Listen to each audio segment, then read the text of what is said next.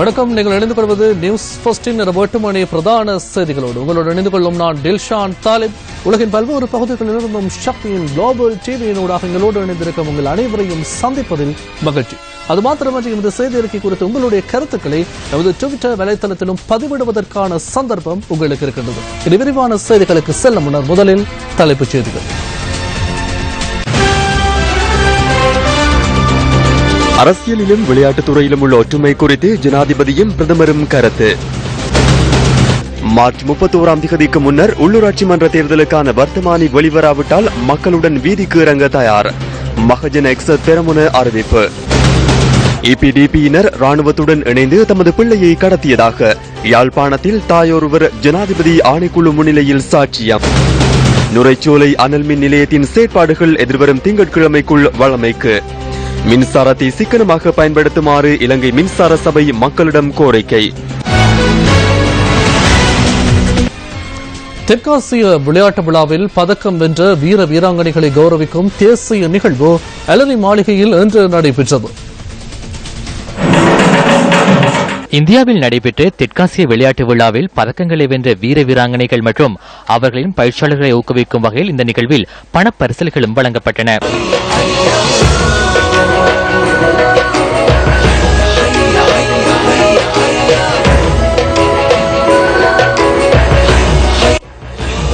எதிர்வரும் மே மாதம் நடைபெறவுள்ள விளையாட்டுத்துறைக்கான ஜனாதிபதி விருது வழங்கும் விழாவுக்கான உத்தியோகபூர்வ இணையதளத்தை இதன்போது ஜனாதிபதி மைத்ரிபால சிறிசேன அங்குரார்ப்பணம் செய்து வைத்தார். මට මතක් ජයා ජයවර්ධන ජනාධිපතිතුමා දවසක් අපි කීප දෙනෙක් ඇඳවලා කිව්වා விளையாட்டு மற்றும் அரசியலின் தொடர்பு எனக்கு நினைவிற்கு வருகின்றது. ஜனாதிபதி JR ஜெயவர்தன சிலரை அழைத்து ஒரு விடயத்தை கூறினார். அரசியல் என்பது ஒரு புறம் கிரிக்கெட்டை போன்றது, குழு விளையாட்டாகும். தமது அணித்தலைவருடன் விளையாட வேண்டும். பிரிந்து செயற்பட்டால் வெற்றி பெற முடியாது. ரக்பியை போன்றது, கடுமையாக செயற்பட வேண்டிய விளையாட்டு. மறிக்கும் போது சில சந்தர்ப்பங்களில் காயம் ஏற்படக்கூடும். குத்துச்சண்டையை போன்று விழுவதற்கு தாக்க வேண்டும். சதுரங்க விளையாட்டை போன்று நன்கு சிந்தித்து செயற்பட வேண்டும். நிறைவொன்று அற்ற மரதனோட்ட போட்டியை போன்றது என இறுதியில் கூறினார். அனைவருக்கும் தங்க பதக்கங்களையோ வெள்ளி பதக்கங்களையோ வெற்றி கொள்ள முடியாது. அவற்றை பெற முடியவில்லை என்பதற்காக நாம் விளையாட்டில் ஈடுபடாது இருப்பது சிறந்தது அல்ல. சிறு வயதில் நாம் கிரிக்கெட் விளையாடிய போது நமது வீட்டை சுற்றியுள்ளவர்களை இணைத்து அணியொன்றை உருவாக்கினோம். அனுர பண்டாரநாயக்கவும் நண்பர்களும் அலரி மாளிகையில் உள்ளவர்களுடன் மற்றொரு அணியை அமைத்தனர். இதில் நடுவராக என்னையே நியமித்தனர். எனினும் எவ்வாறேனும் நாம் வெற்றி பெறுவதற்காக செயற்பட வேண்டிய நிலைமை ஏற்பட்டது. அரசாங்கம் தலையீடு செய்து மைதானங்களையும் உலக விளையாட்டரங்குகளையும் அமைக்கும் பொறுப்பு நமக்கு உள்ளது. ක්‍රීඩා පිටි ගෘහස්ත ක්‍රීඩාංගන හදලා දෙන්න. ක්‍රීඩා ශාස්ත්‍රය, දේශපාලනය, போட்டி பொறாமை அதிக அளவில் காணப்படும் துறைகளாக விளையாட்டு, அரசியல், கலைஞர்கள், ஊடகம் ஆகிய துறைகளை நான் எண்ணுகின்றேன். நானும் 2 விளையாட்டு சங்கங்களின் தலைவராக செயற்பட்டமையால் இதனை அறிகின்றேன். பல சந்தர்ப்பங்களில் இந்த துறைகளில் காணப்படும் இடுபறி நிலையை வெற்றிகளுக்கு இடையூறாக அமைவதாக நான் எண்ணுகின்றேன். ரணில் விக்ரமசிங்க ராயல் கல்லூரியில் பயின்ற போது அனுர பண்டாரநாயக்கவுடன் கிரிக்கெட் விளையாடி தற்போது பிரதமராக உள்ளார். நான் புலனறுவையில் கிராமத்து நண்பர்களுடன் எல்லை விளையாடி ஜனாதிபதியாக உள்ளேன். நகரில் உள்ள வளங்களை கிராமத்திற்கும், கிராமத்தில் உள்ள வளங்களை நகரத்திற்கும் நியாயமாக பகிர்ந்தளிக்கும் கொள்கை அனைத்து துறைகளிலும் காணப்பட வேண்டும். வெற்றி பெற்ற பின்னரே அது யார் என அனைவரும் பார்ப்பார்கள் என்பதை நான் இந்த வீர வீராங்கனைகளுக்கு கூற விரும்புகின்றேன். அதனைத் தொடர்ந்து அவரின் குறைகளை ஆராய்வோம். விளையாட்டும் அவ்வாறே, அரசியலும் அவ்வாறே, உங்களுக்கும் அவ்வாறே, எமக்கும் அவ்வாறே. තේමයි දේශපාලනෙත් තේමයි, ඔබ ගැනත් තේමයි, අපි ගැනත් තේමයි. காணாமற் போனோர் தொடர்பான முறைப்பாடுகளை விசாரிக்கும் ஜனாதிபதி ஆணைக்குழு யாழ்ப்பாணத்தில் இன்று மீண்டும் கூடியது. யாழ் கோப்பாய் பிரதேச செயலகத்தில் நடைபெற்ற இன்றைய அமர்விற்காக 232 பேருக்கு அழைப்பு விடுக்கப்பட்டிருந்ததுடன் அவர்களில் 230 பேர் வருகை தந்திருந்தனர். இன்று 182 பேரிடம் சாட்சியங்கள் பதிவு செய்யப்பட்டுள்ளதாக ஜனாதிபதி ஆணைக்குழுவின் செயலாளர் HW குணதாச குறிப்பிட்டார். அத்துடன் 50 புதிய முறைப்பாடுகள் இன்றைய தினம் பதிவு செய்யப்பட்டன. எப்படி நடந்தது? நாங்கள் எல்லாரும் படுத்திருந்தோம். நாங்கள் 9 பேர் உள்ள EPDP-காரர் 9 பேர் சூரா தெரியும். EPD-காரர் ஒளியால் எல்லாம் ஆமிக்காரர் வைக்க ஆமியோடு போடான்னு வந்து கொடுமைப்படுத்தி தான் கொண்டு போய் அடிக்கடி அடித்து ரோட்டெல்லாம் கத்த கவரெல்லாம் போட்டு கையெல்லாம் கட்டி தான் கொண்டு போனோம். ஆமி கேமில் கொண்டு போனோம். கேமில் போய் 2 நாளாக பின்னேரம் கத்த அவனுங்களை துவக்க பிடிச்சி அடிக்க தந்துட்டான். நாங்கள் ஓடி வந்துட்டோம். கண்ட கொஞ்சம் நான் நேவிൻ്റെ 9 அறிவில் வச்சிருந்தவன் ஆளை நான் காணல. பிறகு திருப்பி கேம்பில் நேவிண்ட உடுப்போட வந்து நல்ல தண்ணி ஏற்றி கொண்டு வந்து பக்கத்து விட்டு அண்ணன் வந்து சொல்லிச்சு, ஐயோ உண்டாவிட்ட புள்ள போகிறேன் யோசப்பு மாமுள்ள இருக்கான்னு சொல்லி யாரோ சொல்லிச்சுட்டோம். அது இப்போ 2 வருஷம் இருக்கு. இந்த வாழ்க்கையில் அங்களை விட மாட்டான். ஐயோ நாங்க போகவே இல்லை, நாங்க போகவே இல்லை. யுத்தம் முடிஞ்சிட்டு கேம்புல எங்களை விட மாட்டான். எந்த உடுப்பு போட்டு இருக்கலாம். நாங்க இருக்கிறோம், இந்த புள்ள இருக்கு. என்னுடைய ஆதாரம் ஒன்றும் இல்லை. இப்ப தகவல் என்று சொல்லி இந்நேரம் கண்டவை இப்ப மாவரசன் போராளியா இருந்தவர் தான். இப்ப என்ன ஹஸ்பண்ட் போராளி தான், நான் அதை ஏற்றுக்கொள்றேன். அவருக்குரிய தண்டனையை கொடுத்து நீங்க விடுதலை செய்யுங்கள். இந்த போற பிள்ளைக்கு அப்பா இல்லையன்றது அது ஏற்றுக்கொள்ளலாம். அப்பாவை காணையிலேண்டா ஒரே காணையிலேண்ட அந்த பிள்ளைய எவ்வளவு சொல்லி கொண்டாங்க. என்னதான் ஹஸ்பண்டை பற்றி முடிவுதான் வேணும். நான் உதவிக்காண்டி நான் இங்க வேற இல்லை. என்ன ஹஸ்பண்ட் இருக்கிறார், ஆனா எந்த தடுப்பு முகாம்களுக்கு நீங்க தான் போகலாம், நாங்க போக எங்களுக்கு அனுமதி இல்லை. எத்தனையோ போராளிகள் சரண்டை பண்ணி இருக்கீங்க, அது உங்களுக்கு தெரியும். ஆனா அதுக்கு எந்த காணையிலே இருக்கு எவ்வளவு காலம். அப்ப ராணுவம் ஏதோ செய்திருக்கு, அதை நீங்கள் எங்களுக்கு சரியான முறையில ப்ரூவ் பண்ணி எங்களுக்கு தகவல் தர வேண்டும். அந்த இரும்பு கம்மி பொறுக்க போனோட ராணுவம் பிடிச்சது. காணையில சொன்னோம் அங்க நிக்கிற தெரிஞ்ச ஆக்களோட சொல்லிவிட நாங்கள் போனாங்க. உகாந்த இடத்த இல்ல.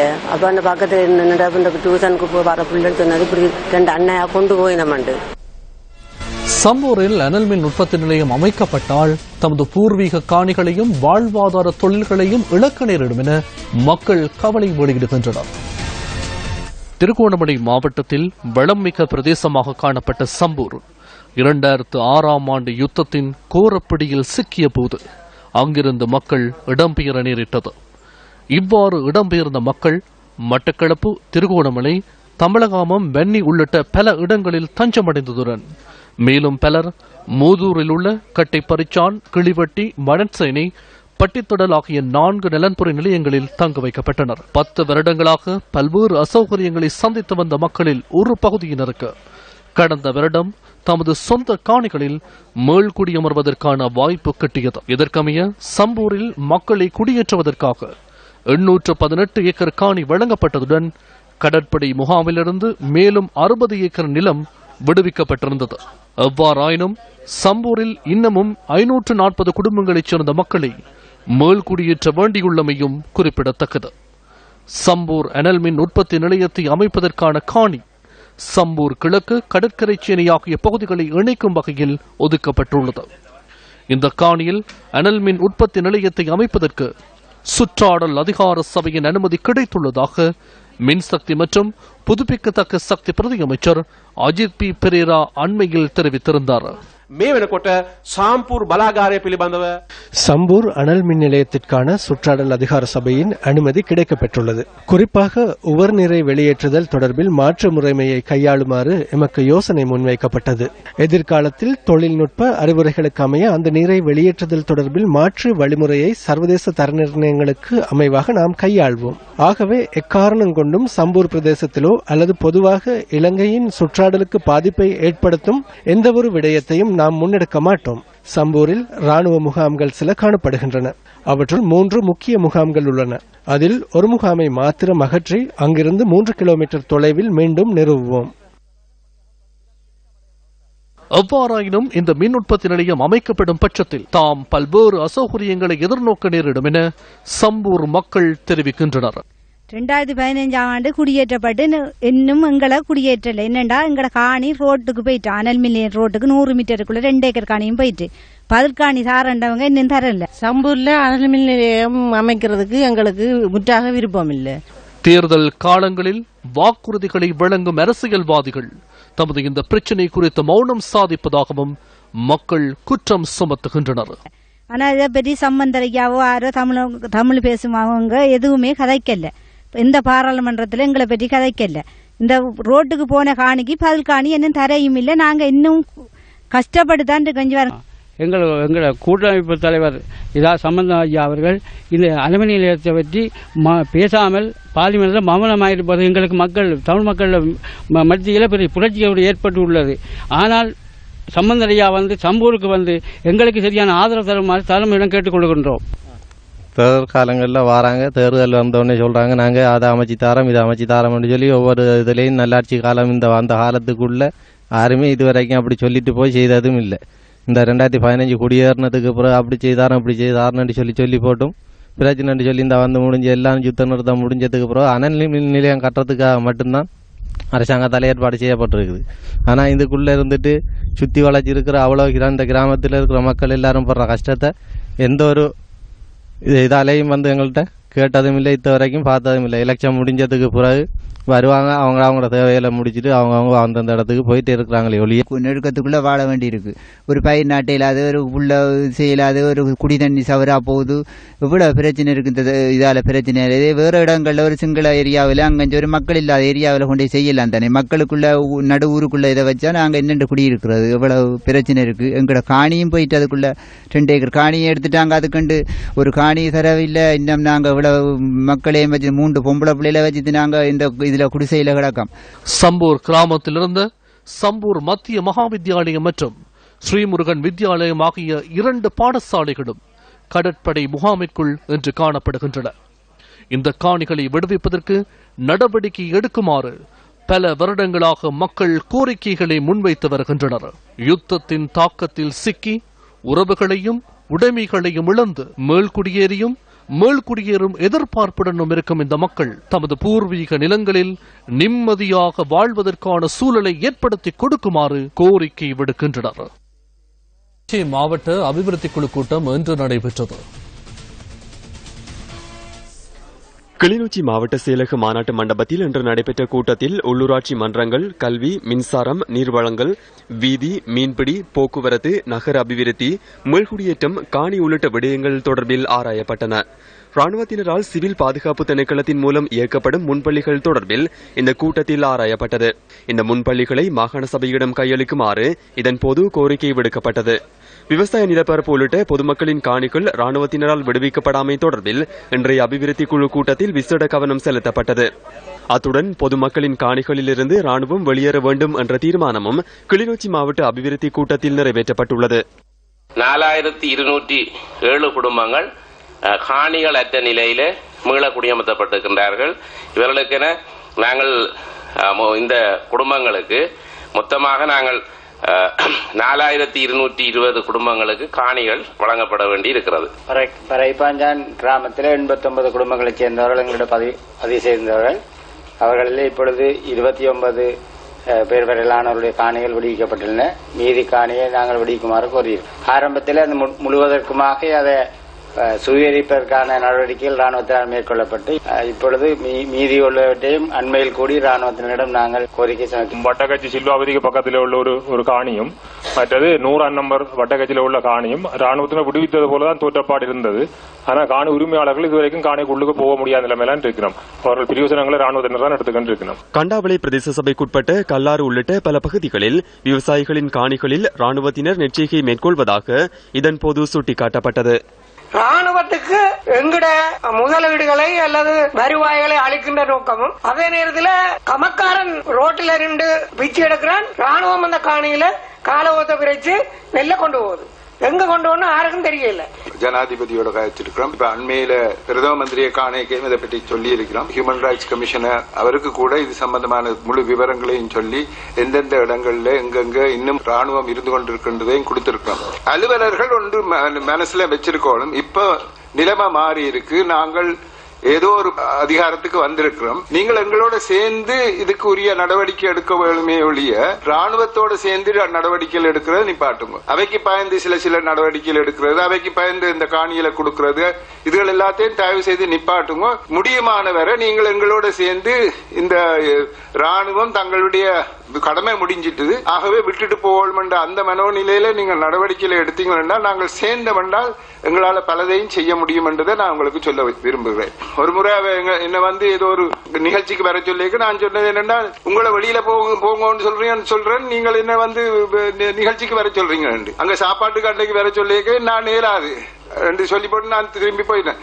இது ராணுவம் அளவுக்கு அதிகமாக 6 வருஷத்துக்கு பிறகு இங்கே இருக்கணும் என்றது பிழை என்று அந்த எண்ணத்தை நீங்கள் வலுப்படுத்தினீங்கன்னு சொன்னா நாங்கள் சேர்ந்து பல விதத்திலையும் அவர்களுக்கு நெருக்குதல்களை தந்து வெளிநாட்டில் இருக்கிறவர்களுக்கும் நாடுகளுக்கும் இந்த டிப்ளமேட்டிக் எல்லாருக்கும் சொல்லி இதுல சில முன்னேற்றத்தை நாங்க காணலாம் என்று நான் நம்புறேன். என்னண்டா இப்ப அது எக்ஸ்பென்சஸ் சொல்லி பிரசிடென்ட் தான் நடைய காட்டுறவர் சிஎஸ்டின்றதே அது க்ளோஸ் தட். பொதுமக்களின் பிரச்சினைகளுக்கு நிரந்தர தீர்வை வழங்குவதை நோக்கமாக கொண்டு ஆரம்பிக்கப்பட்ட நியூஸ் ஃபர்ஸ்டின் மக்கள் சேவையான மக்கள் சக்தி இல்லங்கத்தோறும் திட்டம் 4வது நாளாக இன்று முன்னெடுக்கப்பட்டது. பேராதனை பல்கலைக்கழகத்துடன் சக்தியின் ஒத்துழைப்புடன் நியூஸ் ஃபர்ஸ்ட் இந்த திட்டத்தை முன்னெடுக்கின்றது.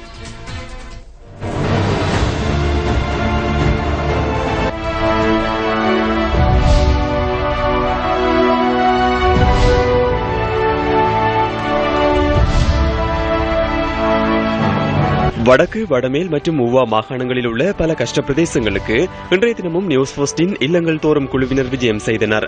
வடமாகாணத்திற்கு விஜயம் செய்திருந்த எமது குழுவினர் முல்லைத்தீவில் உள்ள கிராமங்களுக்கு இன்று சென்றனர். முல்லைத்தீவு நகரில் கூடிய நியூஸ் ஃபர்ஸ்டின் மக்கள் சக்தி இல்லங்கள் தோறும் திட்ட குழுவினர் 2 குழுக்களாக பிரிந்து மக்களின் பிரச்சினைகளை ஆராய்ந்தனர். ஒரு குழுவினர் கொக்குலாய், கொக்குத்தொடுவாய், கருநாட்டுக்கேணி ஆகிய கிராமங்களுக்கு சென்று மக்களின் பிரச்சினைகளை கேட்டறிந்து கொண்டனர்.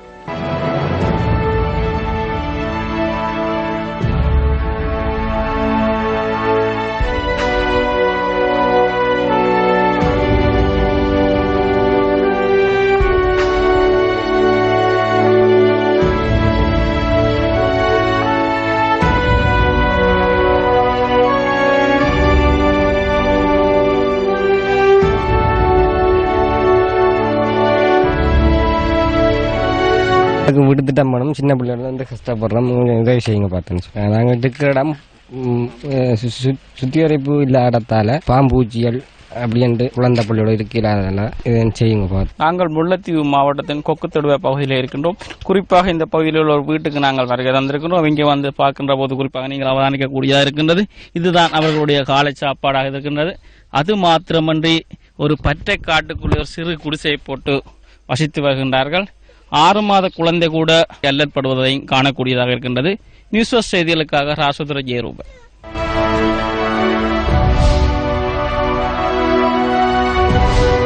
மற்ற குழுவினர் வெள்ளாமுள்ளி வாய்க்கால், குமலமுனை, கேப்பாப்புலவு ஆகிய கிராமங்களுக்கு சென்று மக்களின் பிரச்சினைகளை எழுத்து மூலம் பதிவு செய்து கொண்டனர்.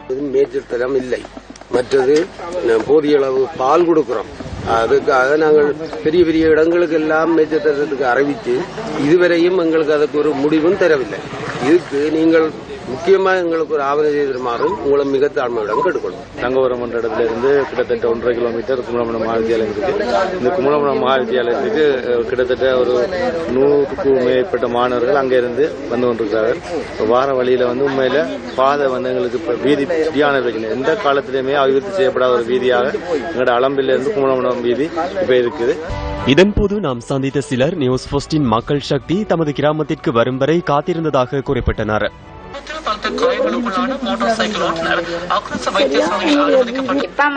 எங்களுக்கு இப்படி மக்கள் சக்தி வீட்டு அண்டைக்கு வரணும் நாங்கள் எதிர்பார்க்கிறோம். ரேடியோ கேட்கிறாங்க, எல்லா இடம் சொல்றதே நாங்கள் கேட்டே இருக்கிறாங்க. மக்கள் சக்தி நம்ம வீடு விட சென்று வீடு பார்க்க சொன்னாங்க, எல்லாம் கேட்கிறாங்க.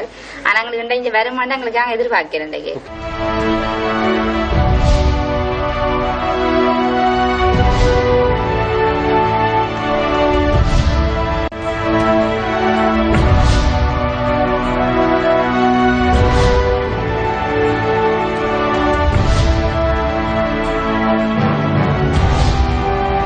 ஊவா மாகாணத்தில் உள்ள மக்களின் பிரச்சினைகளை ஆராய்வதற்காக சென்ற நியூஸ் ஃபர்ஸ்ட் குழுவினரின் இன்றைய நடவடிக்கைகள் பண்டாரவளை உமாஹில விகாரையில் ஆரம்பமாகின.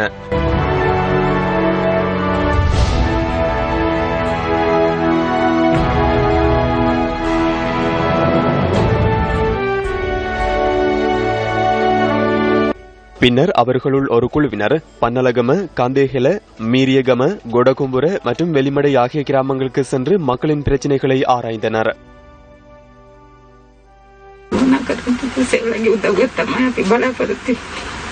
රජයෙන් මොකක් කරේ කරාද? රජයෙන් ඉතින් ඉඩම දුන්නා. කොහොමද 10ක් විතර වගේ ඇති ප්‍රමාණය. ඒ ඉඩම දුන්නා රුපියල් 29. සමුද්‍රය හම්බ වෙනවා? ඔව්. අද මොනවද වෙන්නේ? දවල් කෑමට.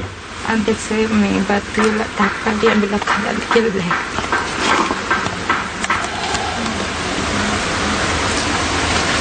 වෙන ඉඩම් හරීමේ නෑ නිසා ඒකින්ද අපි ඉතින් දුෂ්කරව තමයි ජීවත් වෙන්නේ. மற்ற குழுவினர் ஊவா பரணகம, தவுல்தென, பன்னல, லனுவடுகம, அம்பல்தொவ, மெதவெல ஆகிய கிராமங்களில் உள்ள மக்களை தேடி சென்றனர்.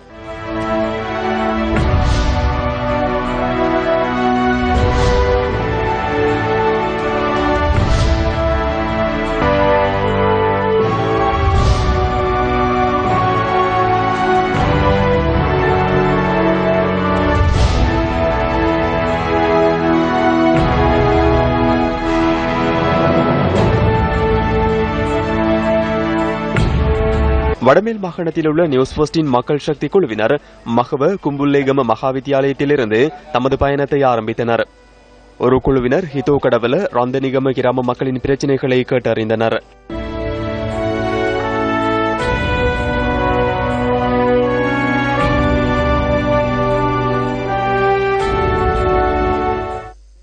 மகவ கும்புல்லேகம மகாவித்தியாலயத்தில் பயணத்தை ஆரம்பித்த மற்ற குழுவினர் மெட்டியாவ, ரத்கல்லேகம, ஹிதோகடுவல உள்ளிட்ட பல கிராமங்களுக்கு சென்று மக்களின் பிரச்சினைகளை கேட்டறிந்தனர்.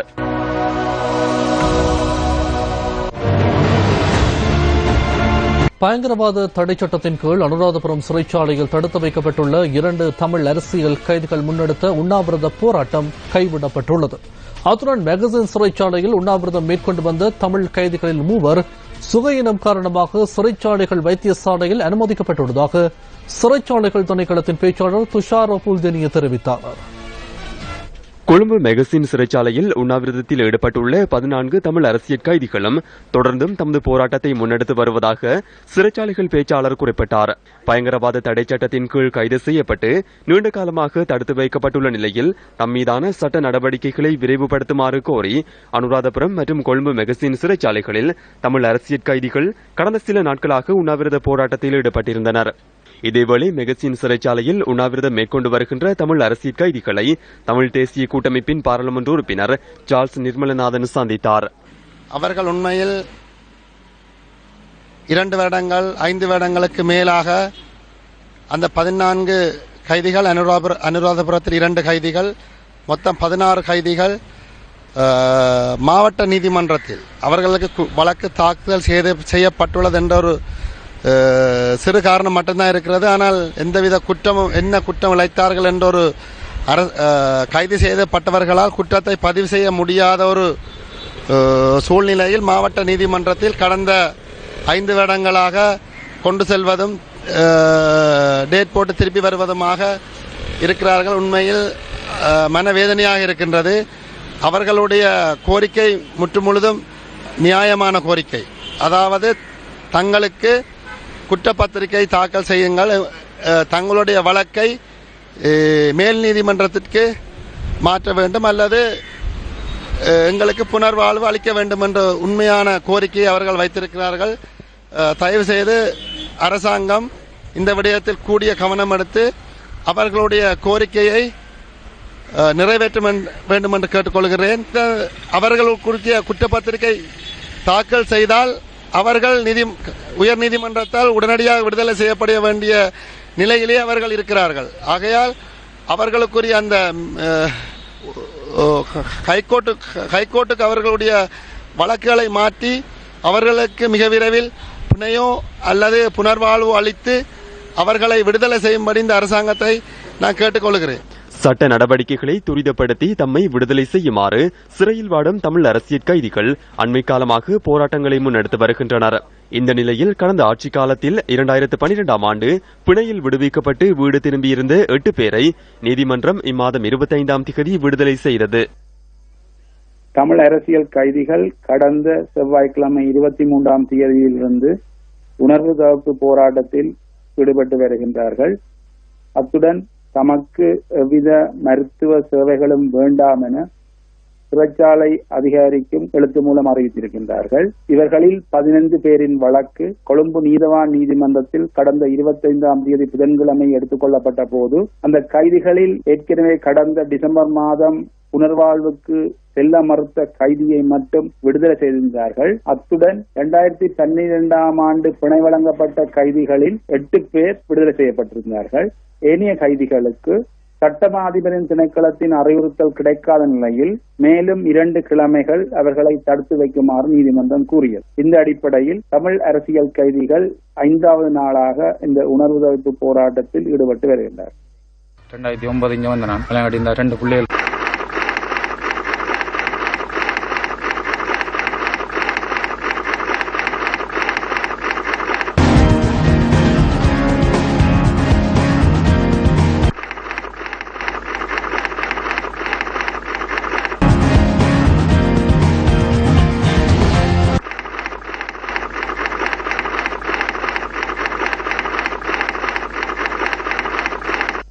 புனர்வாழ்விலிருந்து வந்திருக்கிறோம். கடகாலமாக எங்களை ஒரு தூரம் வந்து கவனிக்கவும் இல்லை, எதுவுமே செய்யலை. எங்களை கணவர் இருக்கிறாங்க, எந்த ஒரு உதவியுமே கிடைக்காம இருக்கிறாங்க. மற்றது எங்களோட தமிழ் கூட்டமைப்போ எதுவுமே எங்களுக்கு கண்டுகிறதும் இல்லை. எந்த ஒரு அமைப்பும் வந்து எங்களுக்கு உதவி திட்டங்களோ எதுவுமே செய்ததும் இல்லை. உலகம் தந்தை இருக்கிறார், தாய் இருக்கிறார். தந்தைக்கு வந்து உடல்நிலை சரியில்லை. என்னுடைய தந்தை வந்து கடல் தொழில்தான் செய்து பிழைக்கிறார். தமிழ் தேசிய கூட்டமைப்பில் 22 பாராளுமன்ற உறுப்பினர்கள் இருந்தார்கள். தற்போது 16 பாராளுமன்ற உறுப்பினர்கள் இருக்கிறார்கள். இவர்களுக்கு வந்து ஒரு வருடத்திற்கு 10 மில்லியன் ரூபாய் பன்முகப்படுத்தப்பட்ட பணம் வழங்கப்படுகிறது. ஆனால் இதில் வந்து ஒரு வருடத்துக்கு முன்னாள் போராளிகள் 10 பேருக்கு உதவிகள் செய்திருந்தால் கூட இப்படி நாங்க வந்து கஷ்டப்பட வேண்டிய நிலைமை வந்திருக்காது. இத்துடன் நியூஸ் 15 இரவு 8 மணி பிரதான செய்தி அறிக்கை நிறைவு பெறுகின்றது. வணக்கம்.